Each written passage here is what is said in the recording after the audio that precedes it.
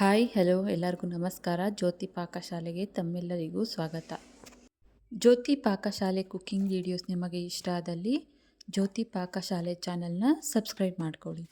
ನಾನು ಈ ದಿನ ತುಂಬಾ ರುಚಿಕರವಾದಂತಹ ಹಾಗೂ ಈಸಿಯಾಗಿ ಮಾಡ್ಕೊಳ್ಬಹುದಾದಂತಹ ಮಂಗಳೂರು ಸೌತೆಕಾಯಿ ಸಾಂಬಾರ್ ರೆಸಿಪಿ ಮಾಡಿ ತೋರಿಸ್ತೇನೆ.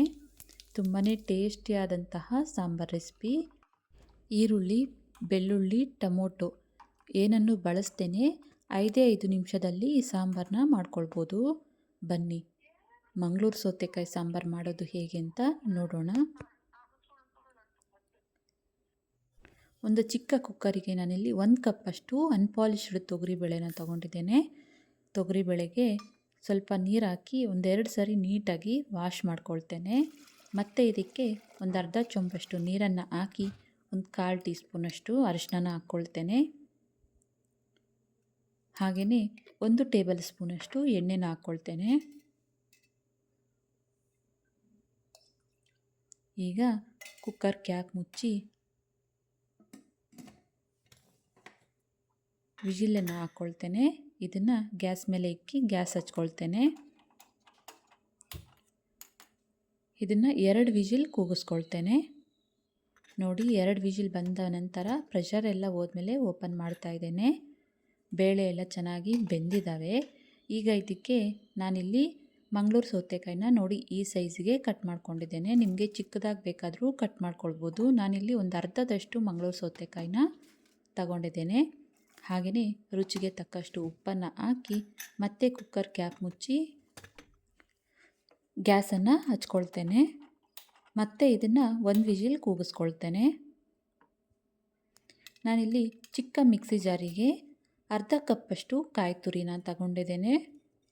ಮಿಕ್ಸಿ ಜಾರಿಗೆ ಹಾಕ್ಕೊಳ್ತೇನೆ. ಇದಕ್ಕೆ 2 ಟೇಬಲ್ ಸ್ಪೂನಷ್ಟು ಸಾಂಬಾರು ಪುಡಿ ಅಂದರೆ ಬೇಳೆ ಸಾರಿನ ಪುಡಿನ ಹಾಕ್ಕೊಳ್ತಾ ಇದ್ದೇನೆ.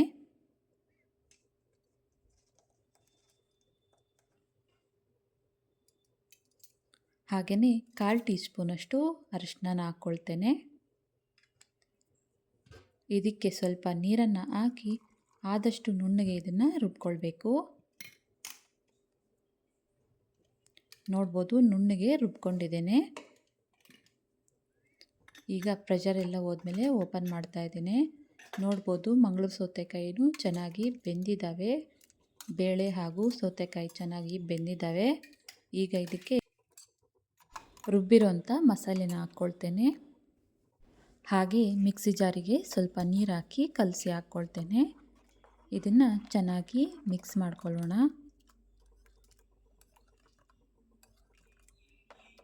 ಈಗ ಸಾಂಬಾರಿಗೆ ಒಗ್ಗರಣೆ ಮಾಡ್ಕೊಳ್ತೇನೆ. ನಾನಿಲ್ಲಿ ಗ್ಯಾಸ್ ಮೇಲೆ ಪಾತ್ರೆ ಇಕ್ಕಿ ಗ್ಯಾಸ್ ಹಚ್ಕೊಳ್ತೇನೆ. ಇದಕ್ಕೆ ಸ್ವಲ್ಪ ಎಣ್ಣೆನ ಹಾಕ್ಕೊಳ್ತೇನೆ. ಎಣ್ಣೆ ಕಾದಿದೆ.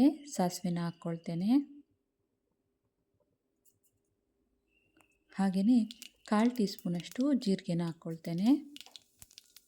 ನಂತರ ಇದಕ್ಕೆ 1-2 ಒಣಮೆಣಸಿನ್ಕಾಯಿನ ಮುರಿದು ಹಾಕ್ಕೊಳ್ತೇನೆ. ಹಾಗೆಯೇ ಸ್ವಲ್ಪ ಕರಿಬೇವು, ಹಾಗೆಯೇ ಚಿಟಿಕೆಯಷ್ಟು ಇಂಗು ಪುಡಿನ ಹಾಕ್ಕೊಳ್ತಾ ಇದ್ದೇನೆ. ಒಗ್ಗರಣೆ ಆಯಿತು. ಈಗ ಇದಕ್ಕೆ ಸಾಂಬಾರನ್ನ ಹಾಕ್ಕೊಳ್ತೇನೆ. ಸಾಂಬಾರನ್ನ ಹಾಕಿ ಚೆನ್ನಾಗಿ ಮಿಕ್ಸ್ ಮಾಡ್ಕೊಳ್ಳೋಣ. ಇದನ್ನು 1 ಕುದಿ ಕುದಿಸ್ಕೊಳ್ತೇನೆ. ನೋಡ್ಬೋದು ಸಾಂಬಾರು ಚೆನ್ನಾಗಿ ಕುದೀತಾ ಇದೆ. ಈಗ ಇದಕ್ಕೆ ಕೊನೆಯದಾಗಿ ಸ್ವಲ್ಪ ಕೊತ್ತಂಬರಿ ಸೊಪ್ಪನ್ನ ಕಟ್ ಮಾಡಿ ಹಾಕ್ಕೊಳ್ತಾ ಇದ್ದೇನೆ. ಚೆನ್ನಾಗಿ ಇದನ್ನು ಮಿಕ್ಸ್ ಮಾಡ್ಕೊಳ್ಳೋಣ. ನೋಡಿ ಮಂಗಳೂರು ಸೌತೆಕಾಯಿ ಸಾಂಬಾರು ರೆಡಿ ಆಯಿತು. ಗ್ಯಾಸ್ ಆಫ್ ಮಾಡ್ಕೊಳ್ತೇನೆ. ಇದನ್ನು ಬಟ್ಲಿಗೆ ಸರ್ವ್ ಮಾಡ್ತೇನೆ. ನೋಡಿದ್ರಲ್ಲ ಟೇಸ್ಟಿಯಾದಂತಹ ಹಾಗೂ ಸುಲಭವಾಗಿ ಮಾಡಿಕೊಳ್ಳಬಹುದಾದಂತಹ ಮಂಗಳೂರು ಸೌತೆಕಾಯಿ ಸಾಂಬಾರು ರೆಸಿಪಿ. ಅನ್ನಕ್ಕೆ ಇದು ತುಂಬಾ ಟೇಸ್ಟಿಯಾಗಿರುತ್ತೆ. ನಾವು ದೇವಸ್ಥಾನಗಳಲ್ಲಿ ತಿಂತೀವಲ್ಲ ಸಾಂಬಾರು, ಆ ಸಾಂಬಾರು ರುಚಿ ಬರುತ್ತೆ. ಈ ಸಾಂಬಾರು ತುಂಬಾ ಟೇಸ್ಟಿಯಾಗಿರುತ್ತೆ. ಒಮ್ಮೆ ಟ್ರೈ ಮಾಡಿ. ಈ ರೆಸಿಪಿ ನಿಮಗೆ ಇಷ್ಟ ಆಗಿದೆ ಅಂದ್ಕೊಳ್ತೇನೆ. ಇಷ್ಟ ಆದಲ್ಲಿ ಈ ವಿಡಿಯೋಗೊಂದು ಲೈಕ್ ಮಾಡಿ. ಯಾರೆಲ್ಲ ಸಬ್ಸ್ಕ್ರೈಬ್ ಮಾಡ್ಕೊಳ್ಳದೆ ವಿಡಿಯೋ ನೋಡ್ತಿದ್ದಲ್ಲಿ ಪ್ಲೀಸ್ ಸಬ್ಸ್ಕ್ರೈಬ್ ಮಾಡ್ಕೊಳ್ಳಿ. ಈ ವಿಡಿಯೋ ಹೇಗನ್ನಿಸ್ತು ಅಂತ ಕಮೆಂಟ್ ಮಾಡಿ. ಹಾಗೆ ಈ ವಿಡಿಯೋ ಇಷ್ಟ ಆದಲ್ಲಿ ನಿಮ್ಮ ಫ್ರೆಂಡ್ಸ್ ಆ್ಯಂಡ್ ಫ್ಯಾಮಿಲಿ ಮೆಂಬರ್ಸ್ಗೆ ಈ ವಿಡಿಯೋನ ಶೇರ್ ಮಾಡಿ. ಧನ್ಯವಾದಗಳು.